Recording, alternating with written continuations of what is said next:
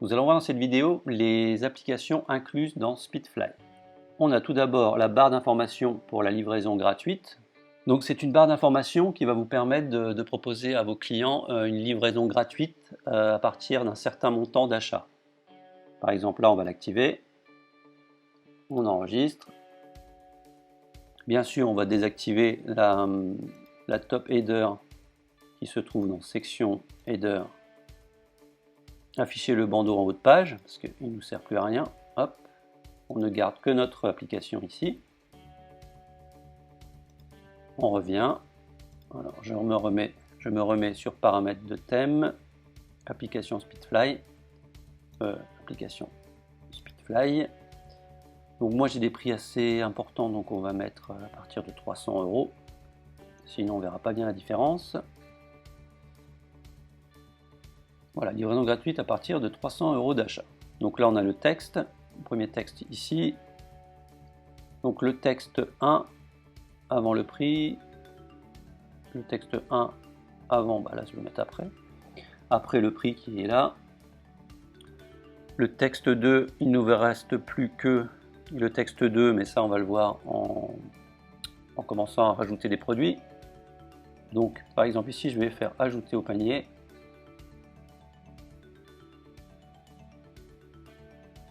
Voir mon panier par exemple, ou peu importe. Vous voyez qu'ici il ne nous reste plus que 125 € à dépenser pour avoir la livraison gratuite.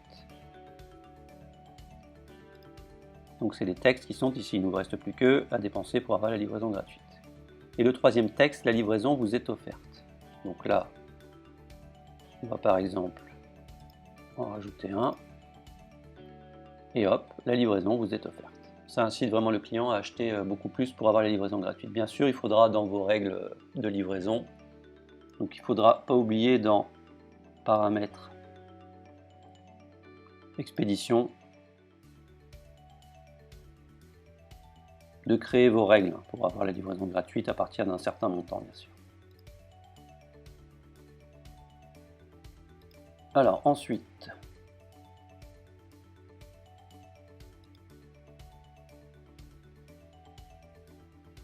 on a un système de couleurs pour les variantes, donc ce qu'on appelle un swatch color. Donc on va activer la gestion des couleurs.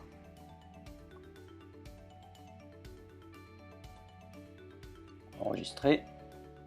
Donc on va par exemple choisir ce produit. Voilà, vous voyez que là on a des couleurs à la place des noms des variantes. On va ouvrir ça.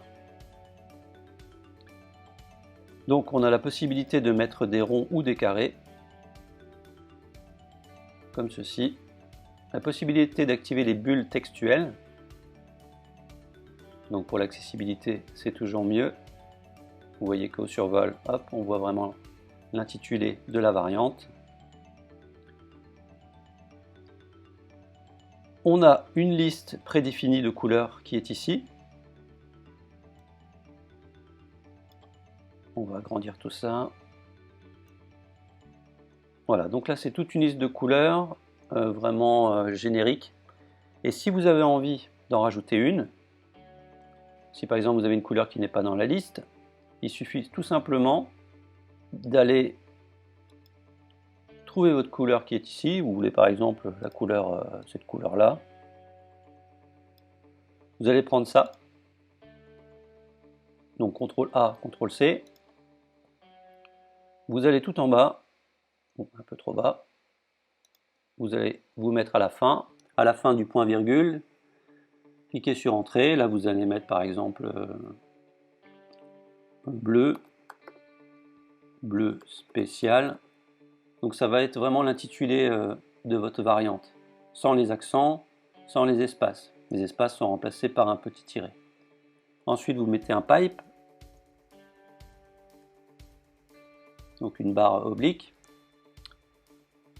et vous faites un CTRL V pour votre couleur. Et vous mettez le point virgule à la fin. Comme ça, cette couleur, donc cette variante bleu spéciale, aura cet identifiant de couleur là. On va maintenant passer à l'application EU Cookies, donc le bandeau de cookies CNIL. Donc on va l'activer. On va enregistrer. Donc c'est le bandeau de cookies, d'acceptation des cookies qu'on doit avoir, qui est obligatoire sur tous les sites e-commerce, et sur les autres sites d'ailleurs. Donc vous avez le texte, donc la possibilité de modifier le texte qui est ici, le accepter du bouton, le en savoir plus ici, et le lien du en savoir plus. Donc là, j'ai mis un lien générique vers la CNIL, mais l'idéal, ce serait de faire une page avec les différentes informations à l'intérieur de cette page. Et ensuite, la newsletter pop-up, donc on va l'activer. Hop, vous voyez qu'elle s'affiche. Donc, on a le titre de la pop-up qui est ici, le sous-titre, le renseigner votre mail ci-dessous, ouais, c'est là, merci de votre confiance, qui est là, une image, donc ça, on va les mettre une petite image, je sais pas s'ils sont hyper adaptés, ils sont trop panoramiques à mon avis. Ouais, vous voyez, un peu trop panoramique. Le mieux, c'est d'avoir une image carrée. Donc on va la supprimer. On va aller choisir une autre. Voilà, bon, c'est pas si mal. Alors, l'idéal, c'est de mettre vraiment un carré. Donc, on a le temps de déclenchement de la pop-up. Donc là, je suis en mode test. Donc, ça vous permet de faire vos tests. Ça va réapparaître à chaque fois. Donc, le cookie ne sera pas mis en place. Donc, je vous conseille vraiment de le désactiver et de mettre à 1 jour, 2 ou 3 jours. Comme ça, la personne reverra la pop-up qu'au bout de X jours. Le déclenchement de la pop-up au bout de X secondes, donc là, c'est assez parlant. Au bout de combien de temps elle va apparaître. Et c'est tout. Donc ensuite, on a un module RGPD. Donc il est activé par défaut. C'est un module obligatoire sur les sites maintenant. On a activé le RGPD, c'est par défaut. Alors le premier texte, c'est le texte qu'il y a ici. Vous voyez, en renseignant votre adresse mail, vous acceptez de recevoir chaque semaine nos offres commerciales. Donc là, c'est déjà un texte générique prédéfini, qui est déjà pas mal. Au niveau légal, on est top. Avec ici un lien vers la politique de confidentialité. Donc, il faudra créer cette fameuse page, politique de confidentialité. Si vous la nommez différemment, il faudra bien évidemment changer le lien ici. Donc, on clique, on va sur cette page. Ensuite, vous pouvez vous désinscrire à tout moment à l'aide des liens de désinscription. Donc ça, c'est le texte qui sera sur vos formulaires de contact. On n'a pas créé de page contact. Ah bah si, on avait créé une page contact, mais on n'avait pas associé le modèle. Donc ça, je vous expliquerai tout à l'heure. Donc on enregistre. On va le mettre dans le menu.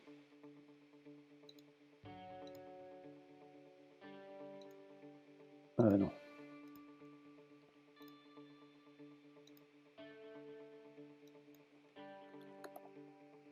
Contact.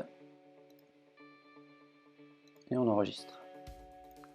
Donc là, on actualise. On va sur notre page contact. Voilà, vous voyez que le texte est ici. En cochant cette case. Non, c'est le texte qui est là. Vous pouvez vous inscrire à tout moment, d'ailleurs, des liens de désinscription. Ah oui, le deuxième texte ici, c'est celui qui est juste en dessous là. Donc surtout ne pas oublier de changer ici votre nom de site.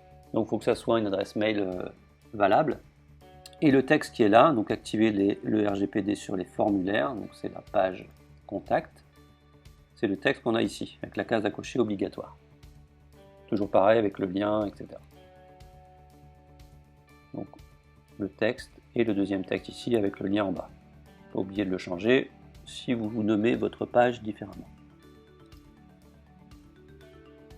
Alors ensuite, on a le jeu du gobelet.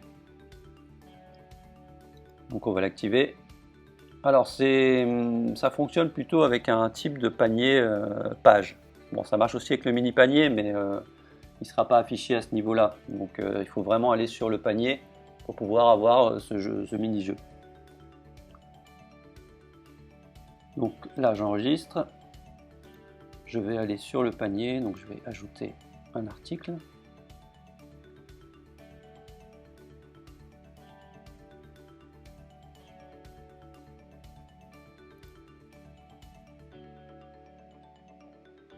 On va ajouter au panier. Donc là, il y a le mini panier, donc ça ne fonctionne pas. On va voir le panier. Donc le client ici va hésiter, il va dire non, j'ai pas envie d'acheter et il va partir. Et à ce moment-là, hop, on lui propose de jouer un petit jeu pour gagner un code promo.